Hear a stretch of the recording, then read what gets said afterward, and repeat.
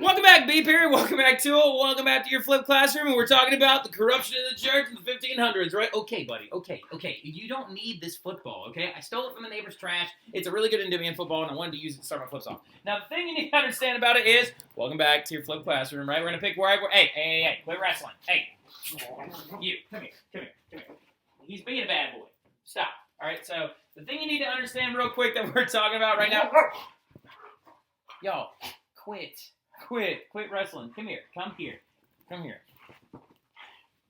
All right, so anyway, sorry, I had to separate these two because they're just like wrestling the entire time. Now, anyway, we're going to pick up right where we left off in class and stuff like that. We were talking about corruption in the Catholic Church during this time period, right? We spent a lot of time in class talking about, first of all, we watched the documentary, which I really appreciate y'all enjoying that as much as you did. It was a lot of fun. And then also the other big thing that we discussed as well is we talked about what a Protestant is, right? We talked about the big umbrella term and stuff like that that's used to refer to Protestants, and that there's a lot of Protestants out there currently, and that Protestants are just different types of Christians that are going to pop up during the 1500s in Europe, right? So let's go ahead and go over all these examples of church corruption like we talked about in class, and we'll make sure that we completely understand them, okay? But you remember, you have this flip to go over for your break, and we are going to have a quiz on it when we come back, okay? Make sure you know that. Quiz on this flip when you come back to class, okay?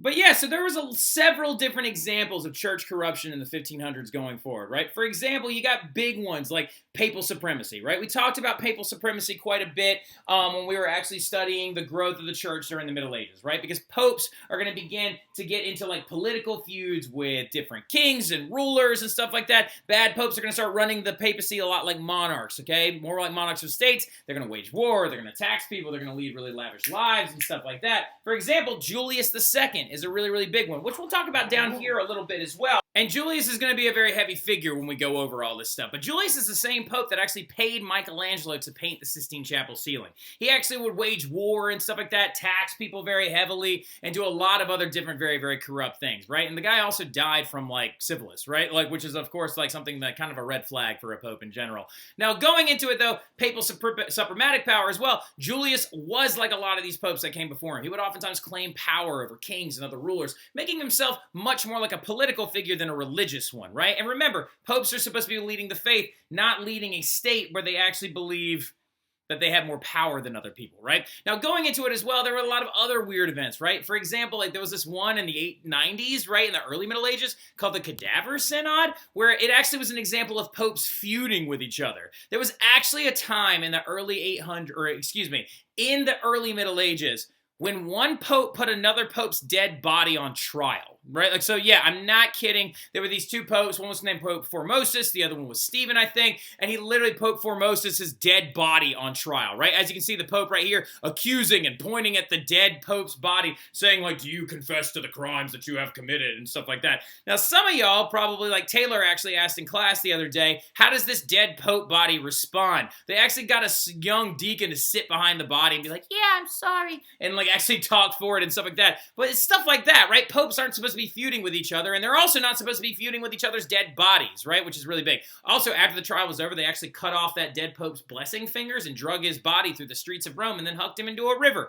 But then people got really upset about it because they liked Pope Formosus a lot, and then Stephen actually ended up getting exiled. But the thing about it in general, though, is maybe we don't put dead bodies of other popes on trial by other popes, right? That's another example of church corruption, how things were getting kind of out of hand, right? That they're feuding and like kind of like literally like arguing with one another, even after they're already dead. Another big one, though, as well, was the Inquisition, right? We talked a lot about the Inquisition when we talked about the idea of trying people for heresy as if you were a political court and stuff like that, which is going to lead to torture and execution. One of the most famous people executed by an Inquisition was Joan of Arc, who was burned at the stake by the English Inquisition, trying to use her as a figure of non-holiness against another place at war, which is crazy because she's now canonized as a saint, and the English Inquisition burned her at the stake as a witch, right? So it's very big to understand that the Catholic Church was actually putting people to death during this time period, was torturing people during this time period, was hunting people down as witches during this time period and stuff like that. And there was another big one too, it was called the Spanish Inquisition, that actually happened in the late 1400s, right? Where the king, Ferdinand, and his wife Isabella are going to lead a massive campaign to actually try and crush Jewish populations and Muslim populations and run them out of Spain or force them to convert, which is absolutely wild, right? That's another thing as well of not being religiously tolerant and not being religiously progressive and stuff like that, which is an example of church corruption because they're just trying to curry favor of the church and grow their own power. Another crazy one as well was this thing known as the Great Western Schism or the Avignon Papacy, which we talked about during the Renaissance, which is actually going to be a time period where there are about 4 different popes all at once, right? Like, so I kid you not, multiple popes all at once during the Great Western Schism, aka the Avignon Papacy, right? And this is absolutely wild because, again, these popes are feuding with each other and saying that, no, I'm the pope, no, I'm the pope, no, I'm the real pope, and stuff like that. And all the while these popes are feuding with each other and creating alignments and alliances throughout the entirety of Europe, leading to the brink of war in many cases, they're also collecting a ridiculous amount of money and then also have priests and other people selling church offices under their nose, right? Now, this right here is an excerpt from Dante, okay? This is a little picture from Dante's Divine Comedy, and Dante is walking with Virgil through one of the lower levels of hell, and he actually sees people who have their bodies in flaming cauldrons with their feet poking out, and this is, of course, in the lower layers of hell where demons would come up and stab their bare feet. Who are these people that are in these cauldrons? Well, they're priests, right? Even according to Dante, there was a corruption in the church. He wrote his book in the 1330s, right? And he actually was saying, oh, they're people that were accused of simony. Now, I know you learned this word in Mr. Mathern's class as well. There were priests selling church offices to make money for themselves, right? And there was also a big problem with nepotism, where rich families would enter into the papacy and elevate themselves forward throughout the entire hierarchy and become fabulously wealthy through the papacy and the church itself. And the other one was another one called pluralism. Pluralism was where priests held multiple offices and multiple jobs, but collected all of the money for it on their own. But yeah, all of these things right here were examples of church corruption, and I could keep going. There are a longer list of things that we could talk about, but remember, nowhere in here is anyone saying the faith was wrong. They're saying that there were a lot of bad people, right? There were bad popes claiming authority over kings. There were bad popes arguing with each other's dead bodies. There were bad popes that were actually going to war with people at least 3 separate times and then using a lot of money to pay for fabulous things inside of their churches. There were bad priests that were leading inquisitions and tortures and executions, selling church offices, elevating higher families, and then there were popes feuding with each other saying that I'm the pope and blah, blah, blah, blah, blah. There was a lot of crazy stuff going on, y'all. A lot of crazy, crazy stuff. Now, you'd think at one point or another that they would probably inspire some early reformers, right? And that's the thing that you need to understand, is the Protestant Reformation had started long before Martin Luther ever really got the reins of it. We just consider Martin Luther to be like the stick of dynamite that boom, blew up the entirety of the church infrastructure in general and led to the establishment of these new churches, right? But there were people that came long before him, hundreds of years before him actually, that tried to fix the church in many different ways, but their attempts just failed, right? And so that's why they're attempts, right? So the thing about it, for example, is you got this one guy named John Wycliffe, a he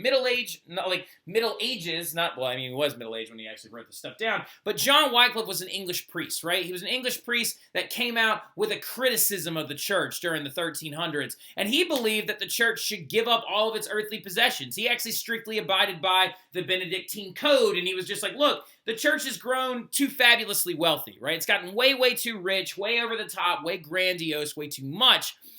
They've gained too much power and things like that. And what's going to happen is John Wycliffe is these writings of him saying that the church should give up all of its earthly possessions and commit to poverty, like St. Benedict said.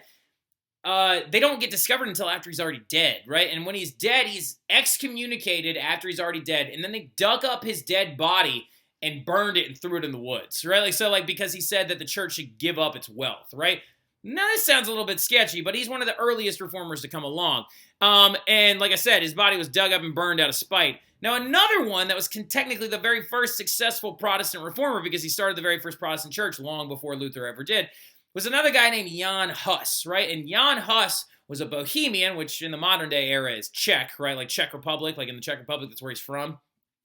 He's the very first big reformer. He's a priest that spoke out against the immorality of the church. He said that the church had been led astray by too many corrupt leaders, too many bad leaders, and too many politicians. And he basically said in a nutshell, we need to start talking about how messed up and how far away from the faith we've gotten and how we were being led by corrupt individuals and things like that. And so he began to advocate for a lot of different things. He advocated for receiving bread and wine at Mass rather than just the bread. He said that priests should be allowed to get married, and he advocated for this in the 1200s. In the Middle Ages, he advocated for this, right? That priests should be allowed to get married, that the Bible should be translated into languages that people can actually read for themselves rather than being kept in Latin, right? Which is a very big one, right? And remember that vernacular language thing is going to become very important. He also believed that we should abolish purgatory. It was just like, the idea of purgatory is it's silly, right? The idea of purgatory being like this cleansing era, let's get rid of that, right? And let's just say more like you are more likely to go to heaven because of God's all-defining love, right? And then another one is he wanted to eliminate simony. He said that no one should be able to sell or profit off the selling of a church office. And he also wanted to stop any future crusades. He was just like, look, the crusades are ridiculous. Like, we can enter into an agreement with the Islamic, kingdoms, and we can try to, make it so we can actually all share the Holy Land together rather than fighting over it. Now, Jan Hus was also aware, though, of things that had happened to people like John Wycliffe, things that had happened to priests that had came before him, things that are going to happen later on to other people like the Inquisition and stuff like that. So he actually went into hiding, and all the people that actually followed him were called Hussites, right? So write that down real quick. Hussites. They're going to follow him, and he's going to translate the Bible into Czech, and he's going to begin preaching to them. So technically, he's the very first successful Protestant reformer, okay? He calls those people the Hussites, and he actually says that those people are his followers, and he creates the very first successful church. So with that, he created the very first group of Protestants, but the thing is that they were so good about staying in hiding with him that they all kind of died out, right? And also, their leader, Jan Hus, is going to die out as well, because he's going to be summoned to this place called the Council of Constance in 1415, and he's going to try, it's the 1400s, not the 1200s. 1200s was John Wycliffe, my bad on that one. So, now look, but he's going to be summoned to the Council of Constance, right? And they write him a letter, and they tell Jan Hus, they're like, hey, man, come have a meeting with the Pope, right? Come have a meeting with the Pope, we'll talk about all your ideas, and we promise we won't hurt you. Well, what's going to happen when he gets there is he's going to be tried for heresy, he's going to be excommunicated, he's going to be put into an inquisition, he's going to be burned at the stake. And they mock him as well when they burn him at the stake, because they make for him a paper crown that puts on top of his head as the king of these fake Christians and stuff like that, and they kill him, and they burn him alive by burning him at the stake, which I don't know if you understand how painful and awful of a death that must be. But they killed this guy because he tried to start a new type of Christianity, right? So this is another big example of that corruption in the church and stuff like that. And also, as you can see, that there are a lot of early reformers that are moving around that aren't just Martin Luther, right? Another big prominent one is going to be this guy named Darius Erasmus. Darius Erasmus is a Flemish writer, which means he's Dutch. And he's going to be considered the father of Christian humanism, right? So he's going to take the elements of the Renaissance and he's going to mix them together with the ideas of Christianity. And he's going to begin to kind of ride on this idea of thinking that Christianity should be a guide to life, not necessarily just a checklist into heaven. One of the biggest things that Darius Erasmus wrote about that he didn't like was he didn't like the idea that the sacraments don't actually fit all individuals' lives and stuff like that. He felt that it was just you were going through this checklist and stuff like that rather than actually proving yourself as a good human being. And that you could just easily be a bad person as long as you're hitting your checklist, you go into heaven, that it actually is not guiding you in your everyday life, right? And he also is going to be one of the very first people to come around. He's going to translate the Bible into Greek. He's going to translate it into vernacular Greek, and this is going to make a lot of people very upset. He's going to expose Catholic Church's corruption as well. He writes a book called The Praise of Folly, where he actually makes fun of Julius II, the same pope that actually paid Michelangelo to paint the Sistine Chapel ceiling, right? The same pope that did all these different things, that went to war, that died of syphilis, that did all this different stuff. And he's going to make fun of him. And he's actually going to have a drawing in there, and it's going to say that while other people are getting into heaven, Julius is going to have to sit outside while he has a list of all the wrong things that he's done, right? So he's actively making fun of the Pope that's in power at the time. An interesting thing as well is he actually met Martin Luther. Martin Luther and him knew each other in real life. And so going into it as well, though, a big thing you need to understand about Erasmus is he never stopped being Catholic, right? He never left the Catholic faith and never started a new church. But again, you've got multiple people that are pointing out the corruption that's actually going on a political level inside the church, right? Now, the thing you need to also keep understanding is that popes are going to continue to lead very wealthy lives, right? They're going to support the arts. They're going to hire artists to beautify churches. The question, though, that you need to also ask yourself is, where are they getting all this money? This thing right here, the Sistine Chapel ceiling, cost somewhere in the neighborhood of $2 million to pay for, right? And all of that went into Michelangelo's pocket. He also then did the Last Judgment, and he was put on retainer by Pope Paul III and stuff like that. where is the Catholic Church getting millions of dollars for one painting in one building in the Vatican? Well, the answer to that question is a lot of different things, right? First and foremost, the rising tithe, right? They're making more money off the tithe, okay? So like as trade is returning and as the Renaissance era is boosting economics, remember the tithe is 10% of your income.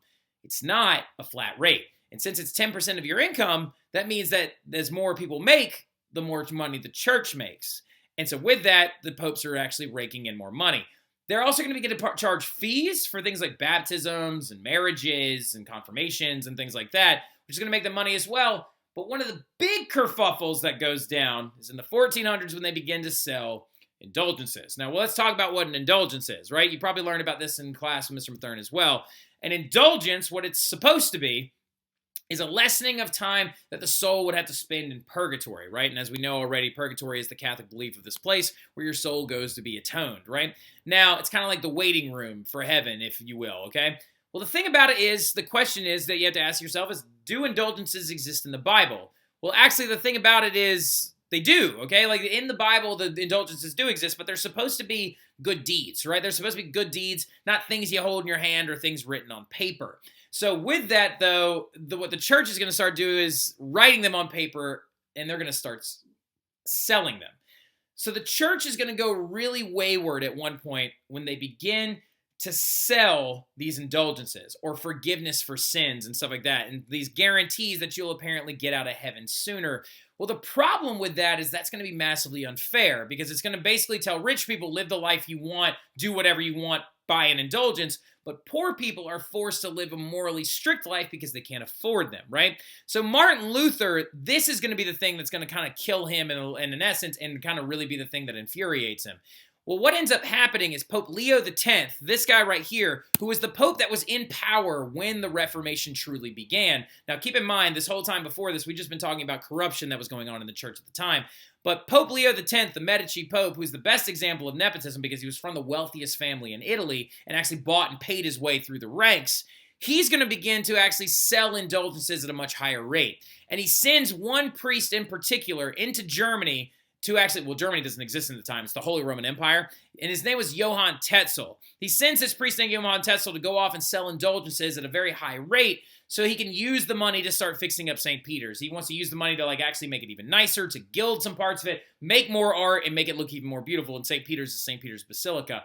These indulgences were not only going to get you out of purgatory, but could even pay off a family member that was there. And so they were even more expensive, right? And so the thing about it was there was even a pamphlet that circulated the Holy Roman Empire during the time that was printed on the printing press and was sent out all over the place. And the last line of it right here says a very famous line. And jot this down real quick. When a penny in the coffer rings, a soul from purgatory springs, right? And so the idea was even publicized by Johann Tetzel that if you give him money, then not only you will get out of purgatory sooner, but also your dead relatives will, right? This was it and was the very last straw for a German monk by the name of Martin Luther, right? He was a young German priest who spoke out against these ideas, but no one listened to him. And one day he's going to write the 95 Theses, and he's apparently going to nail them to the door of a church, right? I have nailed in parentheses. We'll talk about that in class. But I will see y'all soon. This is y'all's flip for Thanksgiving break. Y'all enjoy your break. Have a great time with your families. We'll talk more about this when I see y'all again, okay? Y'all have a good one.